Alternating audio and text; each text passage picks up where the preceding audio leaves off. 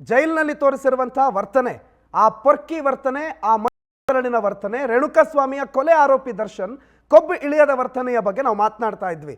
ಒಬ್ಬ ವ್ಯಕ್ತಿ, ಒಬ್ಬ ಸಮಾಜಕ್ಕೆ ಎಲ್ಲ ವಿಚಾರದಲ್ಲಿ ಸಮಾಜ ಒಂದು ಆದರ್ಶವಾಗಿ ನೋಡುವಂಥ ವ್ಯಕ್ತಿ ಯಾವ ಮಟ್ಟಕ್ಕೆ ಇಳಿತಾನೆ, ಆತನ ಮನಸ್ಥಿತಿ ಎಲ್ಲಿವರೆಗಿರುತ್ತೆ ಅನ್ನೋದಕ್ಕೆ ಈ ಪ್ರಕರಣ ಬಹಳ ದೊಡ್ಡ ಸಾಕ್ಷಿ. ಇಂಥವರನ್ನ ಸಮಾಜ ಮತ್ತೆ ಒಪ್ಪಿಕೊಳ್ಬೇಕು, ಮತ್ತೆ ಇವರನ್ನ ನಟ ಅಂತ ಹೇಳಿ ದೊಡ್ಡ ದೊಡ್ಡ ಪರದೆ ಮೇಲೆ ಸೆಲೆಬ್ರೇಟ್ ಮಾಡಬೇಕು ಅನ್ನುವಂಥದ್ದು. ಈ ದುರಹಂಕಾರ ಎಲ್ಲಿವರೆಗೂ ದುರಹಂಕಾರ, ಒಬ್ಬ ವ್ಯಕ್ತಿಯ ದುರಹಂಕಾರ ಆತನನ್ನು ಎಲ್ಲಿವರೆಗೂ ಬಾಧಿಸುತ್ತೆ? ಜೈಲಲ್ಲಿದ್ದಾನೆ, ಜೈಲಲ್ಲೂ ಇಷ್ಟೊಂದು ಪೊಗರು ಕಮ್ಮಿ ಆಗಿಲ್ಲ ಅಂತಂದ್ರೆ ಈ ವ್ಯಕ್ತಿ ಇನ್ನೇನು ಬದಲಾಗ್ತಾದ? ಜೈಲಿಂದ ಹೊರಗೆ ಬಂದ್ರೆ ಇನ್ಯಾವ್ಯಾವ ರೀತಿ ಮೆರಿಬಹುದು, ಇನ್ನೇನೇನೆಲ್ಲ ಮಾಡಬಹುದು.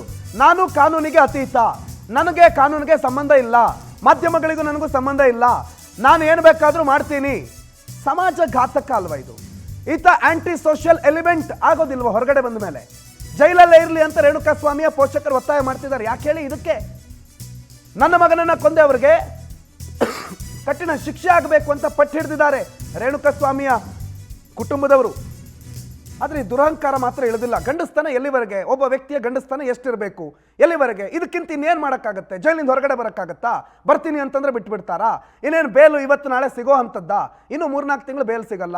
ಒಂದು ವೇಳೆ ಬೇಲೇ ಸಿಕ್ತು ಅಂದ್ಕೊಳ್ಳಿ, ಈ ಪ್ರಕರಣದಲ್ಲಿ ಸಿಕ್ಕಿರುವ ಸಾಕ್ಷ್ಯಗಳಿಗೆ, ಈ ಪ್ರಕರಣದಲ್ಲಿ ಆಗಿರುವ ತನಿಖೆಗೆ, ಮಾಧ್ಯಮಗಳ ಒತ್ತಡದ ಈ ತನಿಖೆಗೆ ನಟ ದರ್ಶನ್ಗೆ ಜೀವಾವಧಿ ಶಿಕ್ಷೆ ಆದರೂ ಆಶ್ಚರ್ಯ ಪಡಬೇಕಿಲ್ಲ ಅಂತ ಹೇಳ್ತಾರೆ. ಈತನಿಗೆ ಜೀವಾವಧಿ ಶಿಕ್ಷೆ, ಅಟ್ಲೀಸ್ಟ್ ಒಂದು 10 ವರ್ಷ ಸೆಂಟೆನ್ಸ್, ಜೈಲಿನಲ್ಲಿ 10 ವರ್ಷ ಕೊಳಿಬೇಕಾದ ಪರಿಸ್ಥಿತಿ ಬಂದರೂ ಆಶ್ಚರ್ಯ ಇಲ್ಲ ಅಂತ ಹೇಳ್ತಾರೆ. ಇದಕ್ಕಿಂತ ಬೇರೆ ಏನು ಮಾಡೋದಕ್ಕೆ ಸಾಧ್ಯ ಇಲ್ಲ. ನೀವೇನಂತೀರಿ? ನಟ ದರ್ಶನ್ ಅವರ ಈ ವರ್ತನೆ ನೀವು ಒಪ್ಕೋತೀರಾ? ಇದು ಸರಿ ಅಂತ ಹೇಳ್ತೀರಾ ಅಥವಾ ಇದು ತಪ್ಪು ಅಂತ ಹೇಳ್ತೀರಾ? ಕಾಲ್ ಮಾಡಿ ಮಾತನಾಡಿ. ನಿಮ್ಮ ಟಿವಿ ಸ್ಕ್ರೀನ್ ಮೇಲೆ ನಂಬರ್ ಕಾಣ್ತಾ ಇದೆ. ಮೊದಲ ಕಾಲರ್ ರೆಡಿ ಇದ್ದಾರೆ. ಜೀವನ್, ನಮಸ್ಕಾರ ಜೀವನ್ ಅವರೇ. ಸರ್ ನಮಸ್ತೆ ಸರ್. ಜೀವನ್ ಅವರೇ, ಏನು ಅನ್ಸುತ್ತೆ ಈ ರೀತಿಯ ವರ್ತನೆ ನಟ ದರ್ಶನ್ದು? ಸರ್, ರೇಣುಕಾಸ್ವಾಮಿ ಅವ್ರದ್ದು ತಪ್ಪಾಗಿದೆ. ಅದಾಗಿದ್ರು ಕೂಡ ಈ ಮಧ್ಯಸ್ಥಿಕೆನಲ್ಲಿ ಇವರು ಏನೇ ತಪ್ಪು ಮಾಡಿದ್ರು ಈ ವ್ಯಕ್ತಿತ್ವಗಳು ನೋಡ್ದವೆ. ಈ ರೀತಿಯಲ್ಲಿ ಮಾಧ್ಯಮಗಳು ತೋರಿಸ್ತಾ ಇರೋದ್ರೆ ಸತ್ಯತೆಗಳನ್ನ ತೋರಿಸ್ತಾ ಇದೆ. ಈಗ ಯಾರನ್ನು ಸುಮ್ಮನೆ ಮನೇಲಿ ಕುತ್ಕೊಂಡು ಟಿವಿ ಯಾಕಂದ್ರೆ ಬಟಾ ಬಯಲನ್ನ ಮಾಡ್ತಾ ಇದ್ರೆ ಎಲ್ಲಾ ವಿಷಯದಲ್ಲಿ. ತುಂಬಾ ವಿಷಯಗಳನ್ನ ನಿಮ್ಮ ಪವರ್ ಟಿವಿ ನೋಡ್ತಾ ಇದ್ರೆ ಸತ್ಯತೆ ಹೊರಗಡೆ ಬರ್ತಾನೆ ಇದೆ. ಆದ್ರೂ ಕೂಡ ಈ ಒಂದು ಮಧ್ಯದ ಬೆರಳುಗಳನ್ನ ತೋರಿಸೋದು ತುಂಬಾ ತಪ್ಪಿದೆ ಸರ್. ಏನಂತೀರಿ ಸರ್? ಇಂಥವ್ರನ್ನೆಲ್ಲ ಏನ್ ಮಾಡ್ಬೇಕಂತೀರಿ? ಮತ್ತೆ